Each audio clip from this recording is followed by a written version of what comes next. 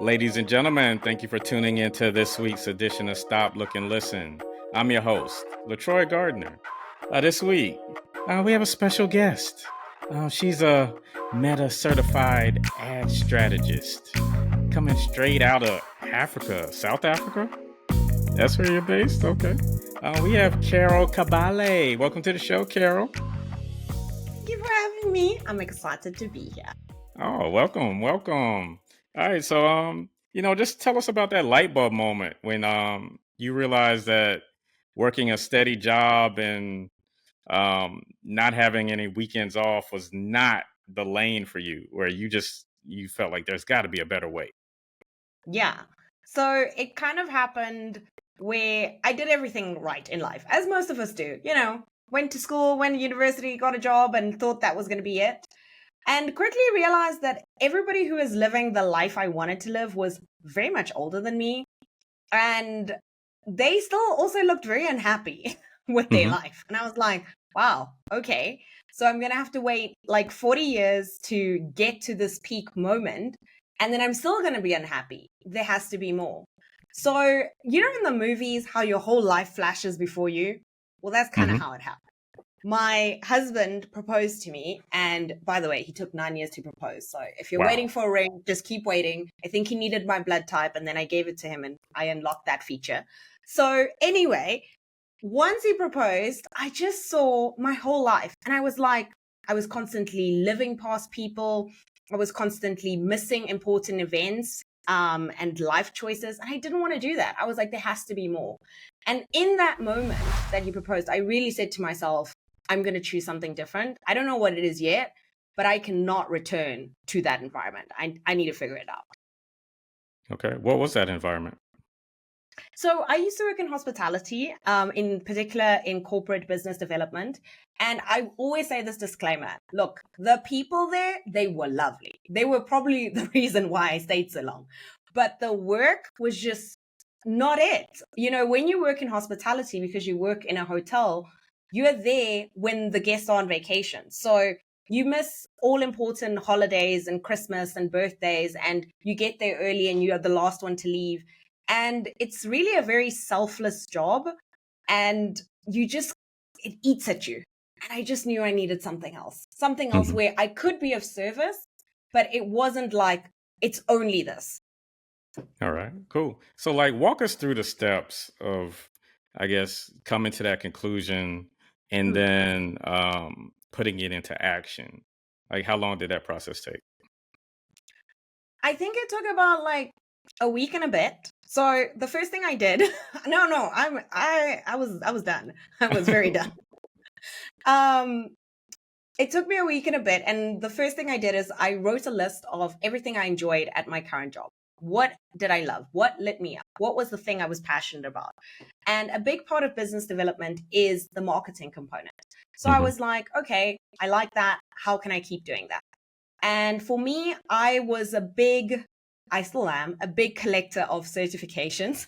I do believe that you should learn to do something before you pretend to do it. I know most of us are now raised on YouTube University, but I'm a bit old school. I like to go get a piece of paper.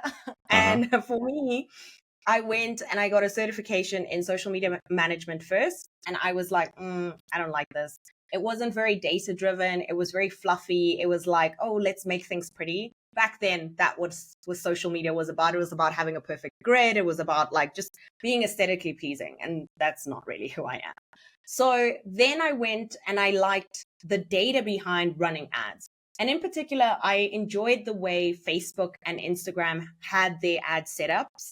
And that's what I specialized in. So that's sort of how I got into what I was going to do. The process of that is I looked for something, I quit my job. In all honesty, LaTroy, I didn't tell anybody.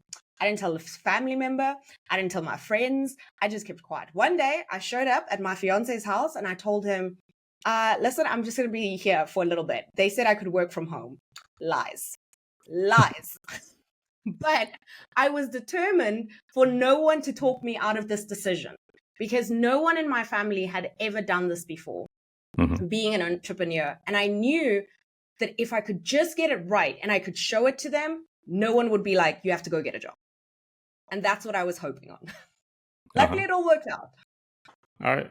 So did your husband what did your husband say? Like, was he supportive, and like is he an entrepreneur as well? Like how did he influence that entrepreneurial journey? So he was, I mean, my husband's a civil engineer, so he's a man of logic. Mhm. And I mean, he put it together pretty quickly that something was up. Like, this girl's not going to work. She's not really doing much. She's just sort of, yeah. So he put it together pretty quickly. And eventually he was just like, I think you should just make a plan for yourself. Like, how long are you going to be at this? Are you going to take 6 months and see if that's enough time? Are you going to take a year? How are you going to support yourself? Like, what does that look like? And it's little things like that I hadn't really thought about, to be quite honest, when I made the decision. I just knew I wanted a lifestyle that allowed me freedom and choice, a lifestyle that maybe I could, like, go pick up my future children whenever I wanted to, vacation more, be around family functions. The how I didn't have yet, but I thought I would figure it out as I did. That's Mhm. how I am. So he came in and he actually gave me a lot more structure, like, okay, give yourself benchmarks and milestones. Like, when I reach this point, I need to have this much money and I need to have these many clients. And this is how I'm going to do it. And that was very, very helpful. I really, like, once I told him and I got that support, it was great. But like I said, I think if I had told him right from the beginning, he would have been like, oh, why don't you do both? And if I had done both, I would have never left, to be Uh-huh. quite honest with you. All right. So like what was your approach, I guess, to picking up clients? Like in the beginning, were you the one actively pursuing businesses or entrepreneurs, and then eventually it flipped to where they're coming to you? Like just tell us about Yes. that. Definitely. In the beginning, I hustled. Door knocked. I went to businesses that I was like, hey, I am starting this new thing. I was always very open and transparent, especially in the beginning. I was like, I want you to be my practice client. And what that means is you will pay me a very small amount, but know that I'm learning while we do the service. And I thought that was, like, really important from a place of integrity, because I didn't know what I didn't know. So I was also figuring it out. And I went to physical businesses. I reached out to friends and family and I said, hey, friends and family, I was a little bit more strategic. I was like, hey, I'm doing this course and I need, like, case studies. Do you know anyone who has a business? And then Hmm. I set up a call and I had a conversation. But the big, I guess, successful place that I found people were Facebook groups. I joined many communities where entrepreneurs, solopreneurs, and people were there looking for people. And they were like, hey, people would make a post like, I'm looking for someone to run Facebook ads. And I would, like, comment, hey, it's me. What do you need? Uh-huh. Yeah. I so like with Facebook ads, or social media in general, like the Mm. algorithms always change, and it's almost like you have to go back to the drawing board to figure out how to gain traction. Like just talk about like the trends and how you stay up to date with what's going on. So with that, this is why I love running ads so much, because the algorithm is forever changing when you're doing something organically, right? You have absolutely no control over it. But when you're running ads, it's really like a pay to play scenario. You're saying to Facebook, hey, Facebook, Instagram, whatever it is, like, I'm going to give you these $10. And in exchange, you're going to give me views, or you're going to put me in front of this person, or you're going to show my ad to people who are likely to comment, or you're going to show my ad to people who are likely to leave the platform and fill out a form. So it's really important. I personally think that it's really important to rather spend your money on that than spending hours creating content, right? Whether you like to create, like, a podcast, or whether you like to shoot videos, or whether you like to design on Canva or whatever it is, you're spending your energy on that for what? Like, no one to see your work, no one to find you. That doesn't feel in alignment to me. Mhm. So like what sort of content resonates with Facebook and ad campaigns? Like I know short form videos are, pretty popular as always. Like what else? I would say short term videos are definitely very popular. But I always say to my clients, your best ads are already sitting in your platforms. They're already sitting there. Look at what people have engaged with, copied, liked, shared organically. And that shows you the style that your audience is more likely to resonate with. For example, I have this one client whose main audience is in tech, and they love a carousel. Why? I have no idea. But they love a carousel. Every time we put a carousel together, we get the best results from that ad. Every time we put a video, it flops. So it's nice to see what that audience will react to. But like I always say, lead with purpose. Don't be fluffy, like get to the point. You literally are competing with so many things. You're competing with the algorithm itself, people scrolling, you're competing with life and someone walking in. So you must be very clear, at least in the first 3 seconds of getting their attention. Mm-hmm. All right. So tell us about your process for turning an underperforming ad campaign into a high converting one. So for me, I love to test. Testing. That's one thing about ads. If you want to go down this road, you need to be open to the idea that the first version is not the only version, right? So the first thing I test is the actual offer. Is the offer good? Is it something that we've tried organically before and people have bought from it or signed up from or given us their email? That's the first thing you need to validate. The second thing I always look at is the copy and the actual ad collateral. So the video, the carousel, the images, the stills, what are we doing there? Can we improve on it? What are our competitors doing it? Does it look like an ad? Or does it look like a piece of content that makes you want to do something? So I look at things like that. Then the next thing I look at is the audience. Are we showing this offer to the right people? If not, we need to adjust our targeting.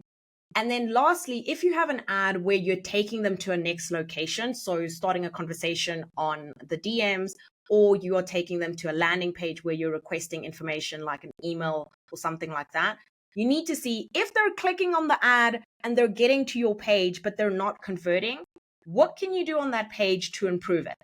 And the final step I say is like, that's not where the ad ends. If you're especially collecting an email, what are they doing? Are they opening your emails? Are they unsubscribing after they've gotten the thing? Are they moving down the funnel?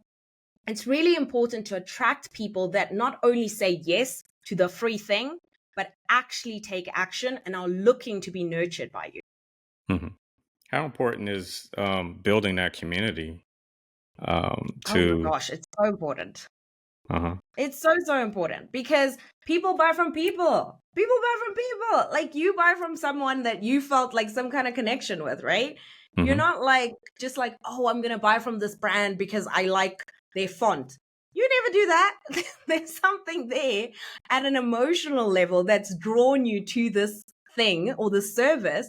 And that's what you ultimately buy from people. Mm-hmm.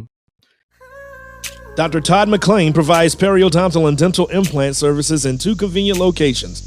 They offer over a decade of experience treating patients, and appointments can even be scheduled in the evenings, weekends, or early mornings. Give them a call in Chapel Hill at 919-537-9774 or in Durham at 919-484-8338 or visit them online at gumsandimplants.org. So, like, what's like some of the common mistakes that you notice with companies or entrepreneurs when it comes to their ad campaigns? The biggest one is they don't have a clear objective when starting an ad. So everybody wants sales and that's where they want to go to, right? That's the first thing they want. Unfortunately, as we've kind of discussed now, that won't work because people buy from people and people buy when they're ready to buy. So Mm-hmm. if you're saying to someone, hey, buy this thing, it's like saying to someone you've just met, please marry me. It's weird. It's very weird. It's like, go away. I don't want to do that. Right? So you want to nurture people. You want to get to know them. So that's the first thing I always notice. People want to go directly to the sale. The second thing is giving up too quickly. So it's like putting your $10 in and then you're like, oh my gosh, I should be a millionaire because I gave Facebook $10. They should give me 1 million views. They should get me 1,000 leads. No, it doesn't work like that, unfortunately. It works kind of like your budget will determine how many people see your ad, right? Uh-huh. You have a huge budget, Imagine it's like a massive billboard. If you have a small budget, it's like a cell phone screen. It's nice and small.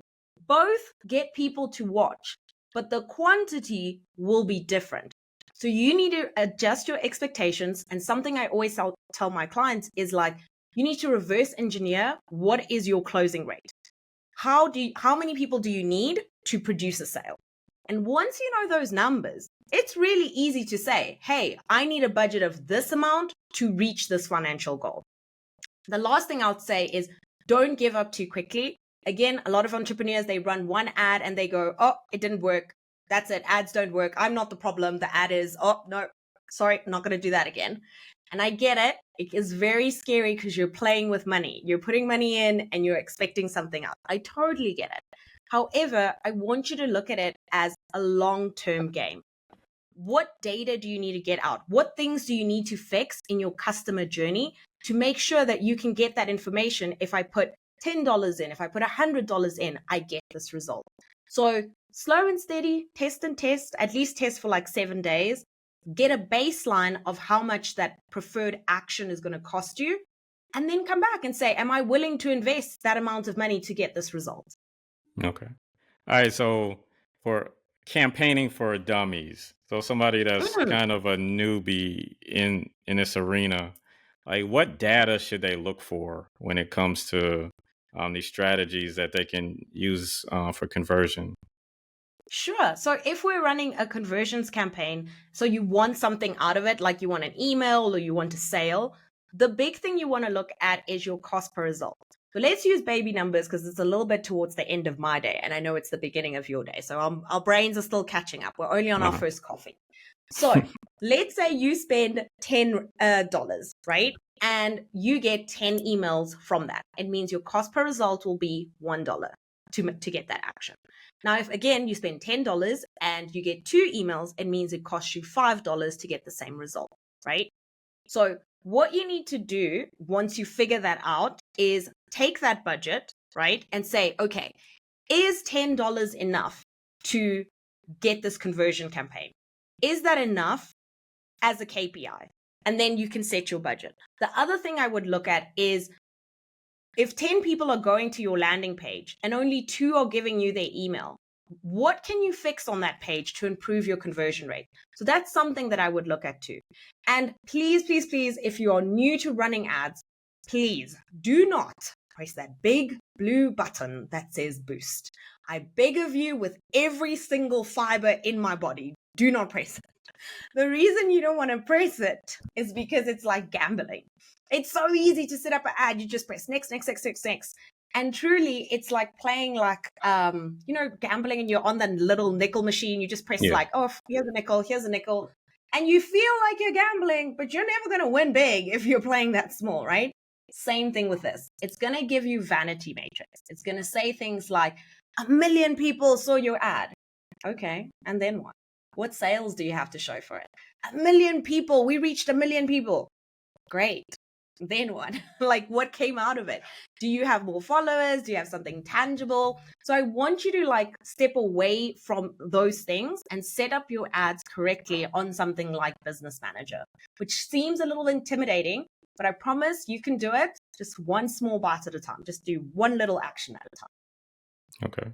All right. So for those that are cash strapped, how, so I'm assuming what, like you said, $10, $15 is a good starting point, but what all does that entail beyond just running the Facebook ad? Like what else would they need in order to like really see some gains? Okay, it depends on what they want to do with the ad. But for example, if you wanted to collect emails, right? You don't have to have a whole website built out yet. They actually have these wonderful in-app forms where you can build sort of like a little website in the ad itself. And so the person would see the ad. So you'd need like, someone to either create that ad for you, whether you need like someone on Canva or a graphic designer or something. Then whether you're going to write the copy or you're going to use a prompt on like ChatGPT, that's fine. It also has, by the way, now recently kind of AI generated copy that you are welcome to use. Meta provides it for you. So that's really good. And then What it also does, okay, sorry, I said my internet wasn't stable. What it also can do after that from an investment point of view is to say that, like, once you have your landing page on there that you created, that would be the only investment, the actual money that you're putting in, excluding, of course, any taxes or VATs or things like that. So it's just important to have those things to start off with. I also say you have more money to run ads than you think. A lot of us spend money on things we don't need to be spending money on when we could be spending it on ourselves. Running ads is really an investment on yourself. Again, I go to the point that, like, if you're spending all this time trying to market your business on social media and yet no one is seeing your content, what is the point of that? What is the ROI on that? It's zero. So if you want to use your time, maybe you create 4 or 5 or 6 really good pieces of content, and then you put a little money behind it. That's it. 1, you're going to work less. And 2, that coffee that you were going to have, put it on an ad. And now you may actually get a client or start a conversation. It's a sales opportunity. Okay, cool. All right, so as we prepare to close, Carol, like just talk about the services that you provide and then tell us where we can find you. Sure. So I run an agency and we offer Facebook ads, as I think you've seen. One thing before we take anyone on is we do have this very fun quiz, and it will tell you your ads readiness score. So if you found this conversation interesting and you're like, oh, maybe I should be running ads, please take the quiz before you dabble or you go on YouTube University, just to make sure that you are ready to run ads and invest that money into it. I'm sure it's going to be in the show notes. Go take the quiz. It's literally 2 minutes. Okay. All right. So as we wrap up, I always like to leave the guests with a parting shot. Um Leave us with one that's tied to those that are stuck in that traditional job and looking at 35 to 40 years of working, and they need that extra push from you to like get out of it and find that freedom and happiness. So I would love to give them permission. I think sometimes people feel like they need someone to say, yes, it's okay to do it. So I want to give that to you. I want to say, you can leave. You can leave and the world's not going to end. You can change careers and it's going to be fine. If you needed the permission, here's Carol giving it to you. You got this. And maybe it won't work out, but that's okay. You've learned something and you're further along than you were in the beginning. Now you know what not to do. I've been doing this for 8 years and I'm telling you, where I started to where I am, leaps and bounds. I'm like a whole different human. Like, I wish you met that girl. Like, she was passionate, but girl, she was working. She was like doing all the things. This Carol's a little bit more put together, but that comes with experience. That comes with time. So don't think you need to be perfect on day one. This is me giving you permission to go do whatever you want to try. Right. I mean, did you envision this for yourself? Yes, truly did. Okay. Yeah. I knew, and that's something that I truly believe in. I think you must have a little bit of unwavering belief that is going to happen. I knew that I was going to get you. Like I said, I just didn't know the how. So I kept doing a little bit and then I looked around. Okay, hasn't failed yet. And I did a little bit and I looked around. Okay, let's move forward. So, yeah. All right. Carol Kabaale, it's been a pleasure. Check her out, carolkabaale.com. Look for her on social media. If you're trying to get your ad campaign off the ground, she's a person to talk to. So thank you for your time today, Carol. And for Stop, Look, and Listen, I'm your host, LaTroy Gardner. See you next week. Peace and blessings.